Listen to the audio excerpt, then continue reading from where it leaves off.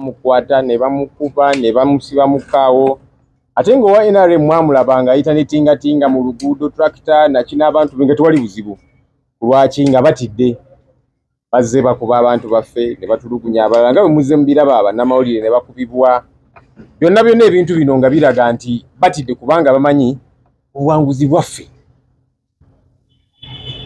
era amawulire gano bwe twagafuna ku nnyumba eno eri mu Nammeere nti waliwo ekikyamu ekikolebwayo ekyekuusa kalulu motoka ziyingira bwe zifuluma tezirina number plate ezimu number plate nga bazikyusiza n'ebirala abantu bayingira bangi ku boda buli kanaku era mu kufuna information eyo tugamba katugende tukakase information eyinza n'okubanga nkyamu waba ofuna amawulire bwe gatyo kiba kikulu genda okakasa kwe kugendayo e candidate waffe naye bwe tutuuseeyo ekikakasiza nti amawulire ge twafunye matuufu tusanze era bali mu kukuula number plates ku mamotoka agamu era ne batwekanga tugamba naye kiki ekigenda mu maaso wano kuba tulina bye tuzze tuwulira kigenda mu maaso wano ani abayise tugamba tituzze kulwana wano waba tewali kikyamu kigenda mu maaso nimutubuulire ntubuuza ani nnyini wano era ki ekigenda mu maaso nga mulimu abasirikale abamu aba UPDF nga bambadde uniform abasinga naye nga bali mu leeyaga yaaya gali awo kwe kutandika okukola effujjo nga n'agayayi gano galina amamundu ne gakookinga ne gakuba amasasi mu bbanga ne gatandika okutukuba amayinja kwegamba ekiraga nti kye babadde bakola mu kitundu kino kya bumenyi bw'amateeka era nga bagezaako okubba akalulu nga batiikinga guno nno omusango nze ngutikka Nabbanja yali mu komandinga ogezaako okubba akalulu ke Kawempe North naye Nabbanja ne banno tukuguddemu naye tugenda bakkiriza kubba akalulu k'abantu ba Kawempe North. Nabbanja zaagamba nti kaakati aba NUP twawulidde ntandise okutiikinga obululu n'agamba nti Omubaka Namugga Omubaka Muwanga Kivumbi nti simanya balina egyo batiikingira obululu akola reverse psychology kubanga amanyi kye bali mukola Nabbanja kyali mukola ne banne so ng'agezaako okukozesa reverse psychology okubuzaabuza bannansi Nabbanja ne banno tubaguddemu era nga tugenda kukkiriza kubba buwanguzi bwa bannayuganda ng'abagunjufu of course tusanze embeera eno kubanga mu kugenda twagambye tekyetaaga nakuteekawo mbeera yonna nti oba tugenze n'apoliisi ab'enjawulo naki jako security gye tubeera nayo just nga tugenze tuwayemuko n'abantu bano nga tuyinza n'okusanga nga amawulire ge batuwadde nga si matuufu naye olw'embeera gye tusanzeeyo ne bakuba abantu betugenze nabo SG ne bamukuba waliwo munnamawulire wa NTV Stephen Kibwika bamukubyekubye musajja wattu ne kamera ye ne bagiwamba ne bagitwala tubabuuza mufaaki mumba kimukola tekimenya amateeka ne bakuba amasasi mu bbanga nakine tugamba anyway katuveewo wano tugende ku poliisi tukitegeezeeko nti wano wetwazze nga tulowooza oba oli awo tewali na kikyamu kigenda mu maaso oba okubabuuza ki ekigenda mu maaso wano ate bakoze effujjo ekikakasa nti babadde bakola bimenya amateeka mu kuvaawo abantu bano bennyini aba UPDF bali mu uniform za UPDF n'abali mu leeya bakutta amamundu ne bakwata agayinja ne batandika okuba amamotoka gaffe era emmotoka ezimu endabirwamu bazaasizza nate bwe tutuuse ku poliisi DPC owa Kawempe ayitibwa Mwami Muwonge atwaniriza bulungi n'atuwuliriza naye ate ensonga zaffe taziwadde budde ntugamba naye lwaki tetugenda ne poliisi mulabe ekibadde wali kubanga obumenyi bw'amateeka bubaddewo wali bali mu kugezaako kutiikinga bululu namba plate bazikyusa bakubya abantu naki tugende ne poliisi mulabe nammwe ekiri awo ku crime scene era tugenda temufaayo ne mukole statement tugamba kale tuzikole naye ne beetooloola essaawa neeyita ne tulaba nti bano nno nabo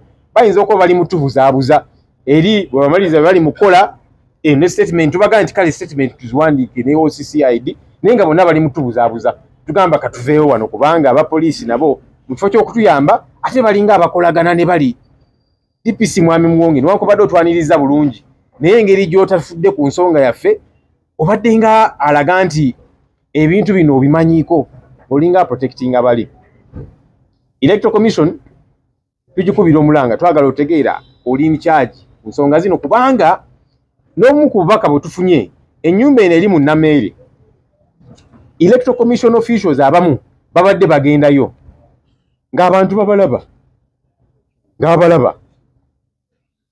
nga bagendayo in fact omu ku gwe boogeddeko baga nti yagendayo kwawo bamuyita mucunguzi Julius spokesperson wa Electoral Commission kakati twagala okutegeera electoral commission mwami Julius Muchunguzi ene nyumba gyetugenze ne bakuba amasasi mu bbanga ne bakuba abantu naki nga tulabe bakolayo yamenyiwa amateeka gwe wagendayo okukola ki ennyumba eno electoral commission yekivunaanyizibwako ye electoral commission bwe nga yekivunaanyizibwako lwaki candidate aba tasobola kubuuza ki ekigenda mu maaso ne batugamba nti wano electoral commission yapangisaawo era bakolerawo mirimu gya electoral commission ne tutegeera ekyo tekyali baddemu na buzibu naye tusanze agayaaye gamukwata mundu kwegamba nga gakuuma abo abali mu kumenya amateeka abali mugezaawo okutiikinga obululu munda mu nnyumba kuba tesobodde kuyingirayo.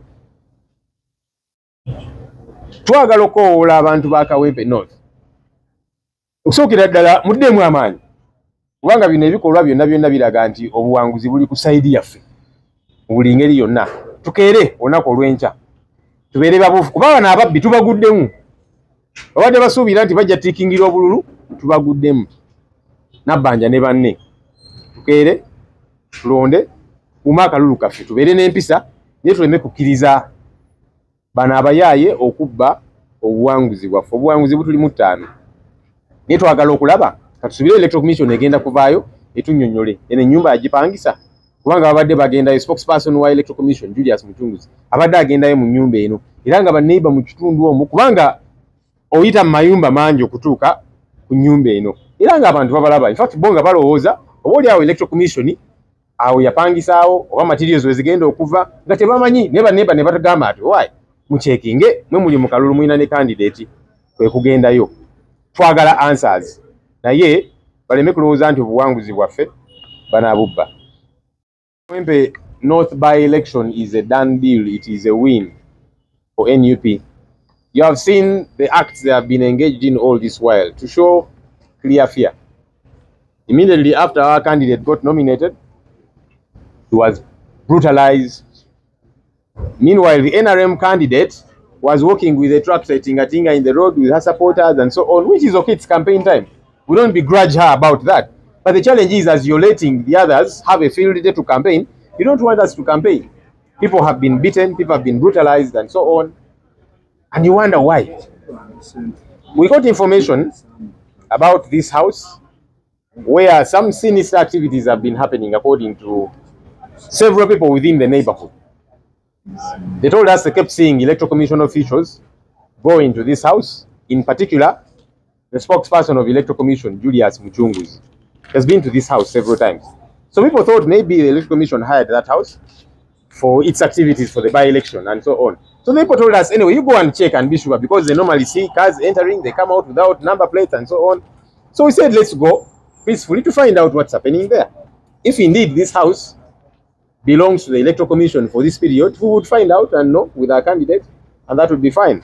But as soon as we got there, true to it, we found they were plucking number plates from some cars. True to the information we have been getting.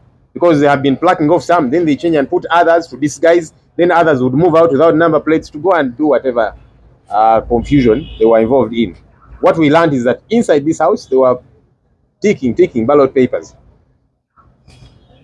In trying to engage to establish who owns this house, who is in charge here, and so on. These people did not even want to listen to that. Some were in UPDF uniform, others were in plain clothes, pulled out guns, and they began to fire in the air. Said, anyway, let's leave this place and go to police. Because initially we went thinking we'll just engage. Maybe it could even be a false alert, false alarm. Said, let's go and tell police about this situation. As we left, they began to, the same guys, some in UPDF uniform, others in plain clothes holding guns. They got rocks and hit our cars, broke some of the windscreens and all of that. Beat up people. Our SG was beaten up. There's a journalist called Stephen Kibuika who belongs to NTV, who was beaten up so badly, and his camera was taken away. He said, but if what you're doing here does not break the law, why are you beating up a journalist? Why are you taking his camera? Clear criminality. We know that this vote rigging is being orchestrated by Nabbanja herself. She's the one planning all of this, and by the way, she's a resident of Kawempe.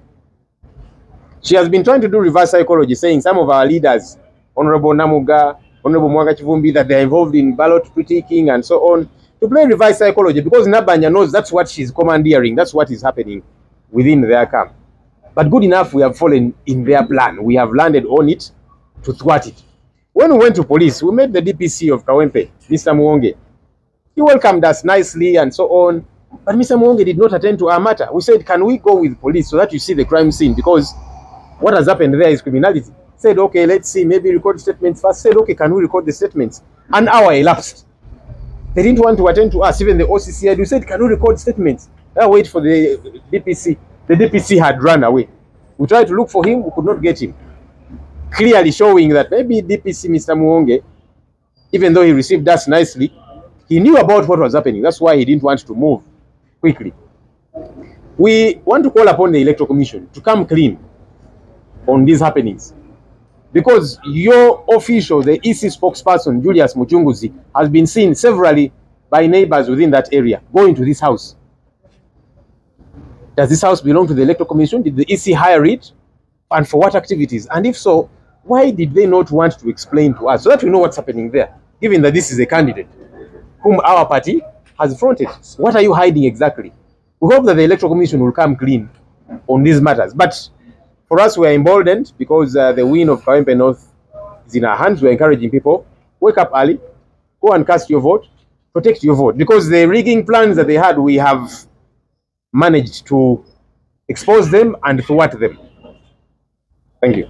Actually, I have received further information that there is another group in the Chebando Central Zone and house of Bidda Sam Mugalu, where they are taking ballot papers.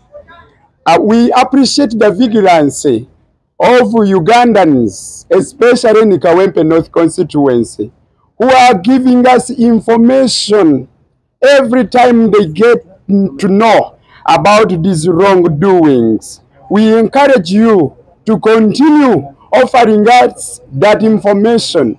We shall not hesitate to let the world know about it. Basebo ne banyaba abalungi twongedde okutegeezebwako nti waliwo n'ebifo ebirala gye bali mu kukola ebikolwa byebimu eby'okutiikinga bu ballot papers. So nno bwe twali mu Electoral Commission wano juzi twababuuza wa ballot papers ababbi b'obululu gye bazijja n'ate tebatubuuliranga amatama ntengo. Kakati tumanyisibwako ebifo bingi gye batiikingira. SG waliwo n'ewalala gye mpulidde batutegeezezza nti ku Summit View Ekololo bwe bamaze okulaba nga wano abantu b'omu Kawempe North balaba nnyo amaaso moogi ne basalawo batandulule ebigere bagende ewalala ku Summit View nayo batiikinga, n'ewalala bayitayo Chebando Central Zone. Waliwo amaka g'omwami omu bamuyita Bidda Sam Mugalu bali mu kutiikinga. Bannansi tubeebaza olw'okubanga mutuwa amawulire. Amawulire ago gajja kutuyamba nnyo. Ate buli lwe munaagatuwa tetujja kulekeraawo kubeera nga tugabuulirako abantu b'ensi. Ekirala ab'ebyokwerinda tusaba obbategeezaako naddala poliisi. Bwe tuleeta amawulire gye muli ne mutafaayo kukola birina kukolebwa, tujja kukunga bannansi babeere nga be batuyamba. Kubanga be bakama bammwe. Bwe muba mulemereddwa okukola omulimu gwammwe, bakama bammwe era basobola nabo gwekolera. Kale watya singa twasoose ne tukunga bannakawempe North ne tugenda nabo mu maka ago gye batiikinga obululu, oba oliawo byali badde byanjawuloko. Naye twalowoozezza nti tubeere bantu balamu, tugende mpola mpola twogere ne bannaffe. Bwe tusanze ebikyamu ne tubitegeeza poliisi, ate esazeewo okufuuka kyesirikidde. Tubategeeza nti mwalifuddeyo ensonga zino ne mubeera nga mwabasaale ku kukuuma emirembe, ku kukuuma demokrasiya. Naye bwe munaagaana nga tuyita bannansi nga babyekolerako. Mwebale nnyo, mwebalire ddala. Tufunye amawulire. Erinnya lyange nze Aloysius Buyondo nga nkwasaganya nsonga za National Unity Platform mu luka gwaffe gw'Ekomamboga. Tufunye amawulire ku makya mu kifo kya Kanyanya Komamboga okulinaana farm, kifo bakiyita ku farm, waliwo kyaki y'abalokole. Abakulembeze nga muli ne mmotoka z'aba RDCs bakedde ku makya kuyingiza ebintu bye tususpectinze okubeera nti bululu mu kyaki eyo, era bagaddewo ne tulaba abantu nga bali omwo beetooloola balina bye bakola tetubagadde kuba onfronting olwa security yaffe olw'ensonga ebadde entono. Ekyokubiri nfunye information mu kifo kya Komamboga Central Zone ewa Digida waliwo ebigenda mu maaso. Ekyokusatu ku PDM office essaawa zino bavuga abakyala okubajja mu Busonda babakuŋŋaanyizaawo bakozeseza PDM okuba nti as a mobilization tool bagulirira abantu babawa obusente abakyala bonna babakuŋŋaanya essaawa zino piki zikola zisomba abantu. Tulabula bannakomamboga nti teweeteeka mu muzannyo guno kubanga tukulaba era bannakawempe ne bannayuganda bajja kukolako nga bwe kyetaagisibwa. Twetaaga akalulu kano kabeere free and fair, tetwetaagamu muzannyo gwonna. Bannayuganda bakoowu, twagala ebintu ebiri transparent, buli kimu kitambule. Tulabula Electoral Commission ne ba RDCs be batusindiseemu nti mwegendereze ebikolwa bye muli mu kukolera mu bifo byaffe mwe tuwangaalira. Tubalaba era buli kimu tukitaddeko eriiso George. Ndabye wano ababaka kambayite just mubalabeko abakulindiridde okwaniriza mu palamenti. Just mubalabe tebagenda kwogera ku lw'obudde. Ono omukulu mubanyi ono bali mwezi Ronald Nsubuga n'ensonga tugiriko serious. Sebo tukulinze mu palamenti. Mbaka omukyala ow'MPG. Ombaka owa ono Abasembabule Honorable Nabbanja ali mu kubba obululu ate ali mu kwekwasa. Kala agenda kubyogera. Meya waffe owa Masaka City Honorable Florence Namayanja mshawe joga mburu nyankoto. Ogamba Rukiga. Yes. Very briefly then Honorable Namuga ayogere ensonga ezo. Namanya nabosige manya gange ndi mubaka w'Erubabo county Rukunjiri district mu Kigeze yowara ndi wa FDC naye ng'egwa Katonga ekindese one okukakasa Abannayuganda nti mu kalulu kano tulina candidate omu Honorable Elias Narukoora era basebo ne banyabo nzize wano ba appointment letter sawa mwendo gw'ekiro tetukampeiningire munsange ngani na wendi nguma kalulu era batukiriza okufuna appointment letter iteka litukiriza era kyekindese wano mwena wali kuri remorundi ugamba omukasheshe mwena mwije tukerere Honorable Narukoora kalulu mwebale munonga mwebale kumpulikiriza. Ndoza mbalayiba agent baffe Honorable Namayanja alina kyagala okwogera mu dakiika emu yokka.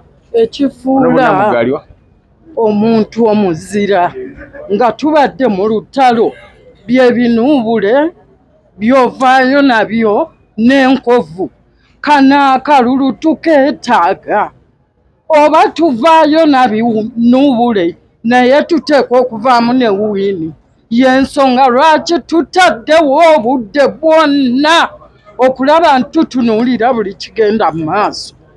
We are live to see that there is free and fair election in Kawempe North. Kale ndowooza byebyo. Very briefly agent tugenda bafunira appointment later ku makaluka.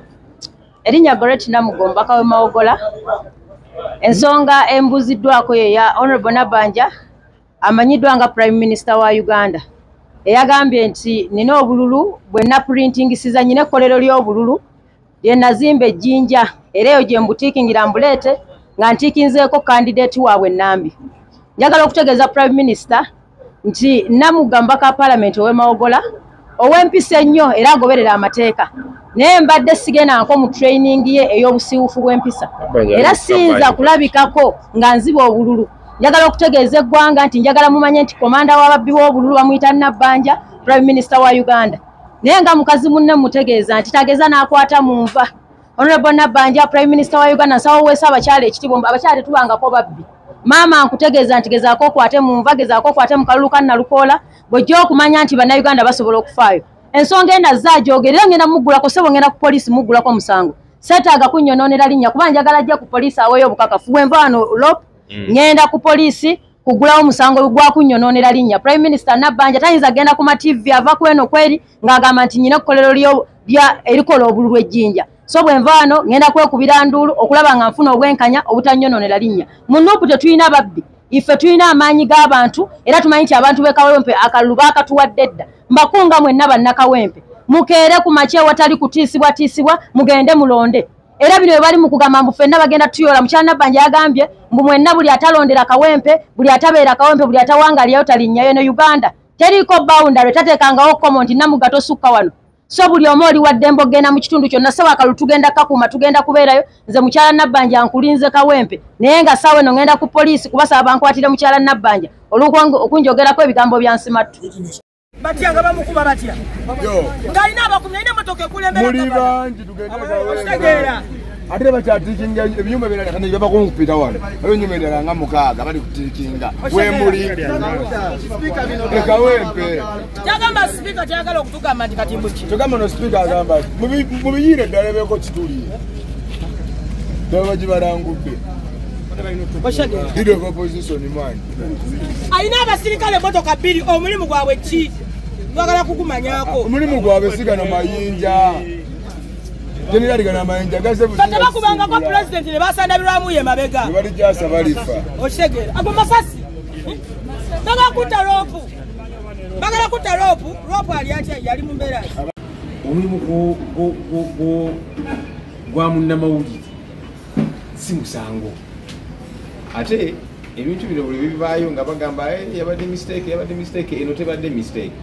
Ate ababadde nga bakosaganya ensonga eyo. Nga bwe ngambye Nabbanja aduumira ebintu abasirikale abamu tubasanze bali mu ngoye za UPDF abalanga bali mu ngoye za liyo babalyayo babajjaajo babaki tebategereka nga bakutte mundu okukola effujjo lyonna lye bakoze. Genda kukwatagana kosi ne company Steven gyakolera musango teka okugulibwawo ne balooya ab'enjawulo twagala obwenkanya naye tekigamba gavumenti bwe baba bagamba nti abakola ebikolwa bino tebali mu gavumenti. Nalaba bannabyabufuzi abamu nalaba ne deputy speaker ngambagamba nti abakuba bannamawulire n'abantu ababulijjo abantu tebaagala gavumenti oba tebaagala gavumenti nga bagifaananya bubi. Lwaki temubakwata? Lwaki temubavunaana? Kitubuuza kuba gavumenti bwefaayina egamba nti abakola ebintu bino ffe nga gavumenti si ffe tubatumye era be bakola naffe tubiikiririzaamu. Mwakakwata bameka? Abakuba Miracle Ibrahim mwakakwata bameka? N'ekibuiko no baamukuba bululi bakwata baani kati bamukubidde eddala. Twagala okulaba obwenkanya, twagala okulaba abakwatibwa awo buuli awo tuyinza okukakasa nti gavumenti oke maybe teyabatumye ne gavumenti abantu bano basigala nga bakola ebintu bino ne batakwatibwa gavumenti ebebatumye tebayinza tukizabuza. Katumusabire Steven embeera gy'ali mu sawo nga bwatugambye ze ng'ali mu bulumi bw'ekitalo era ne basalawo bamwebasa kubanga obulimu bwabaddemu penikira bamukubye emirundi ng'ena naye nga tezikola omusawo bwatugambye so ne basobola okusalawo okumwebasa bamukubye eddagala erimwebasa bebagezaako okumutetenkanya. Katumusabire asuuke.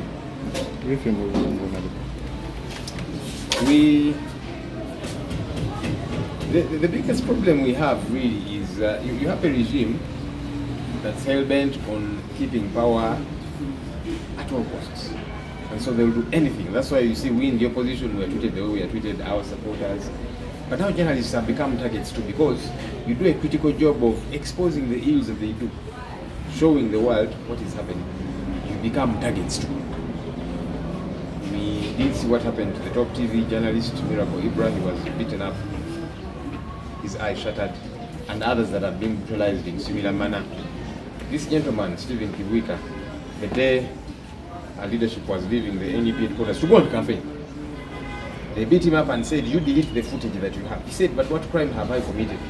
Now today, they decided to pound him. When we went to that house, where Nabbanja put people who were critiquing ballot papers, there were soldiers there, there were RDCs, a couple of them.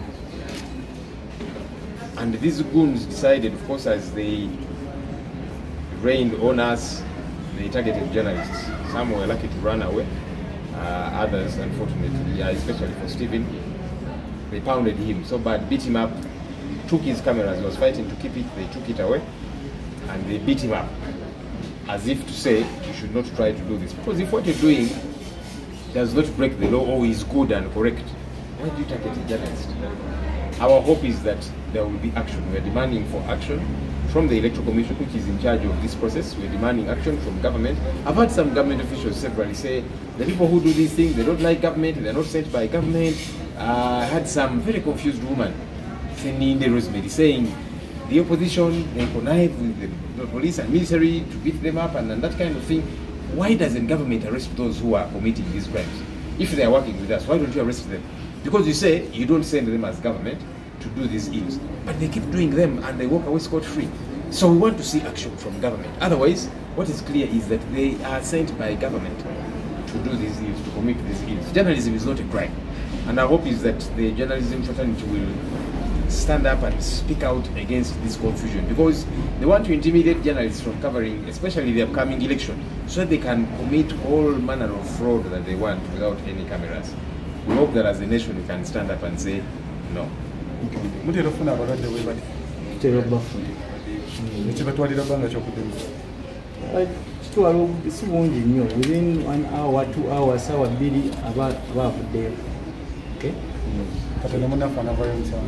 Janate okuvaayo actually satujjamu ebyokulya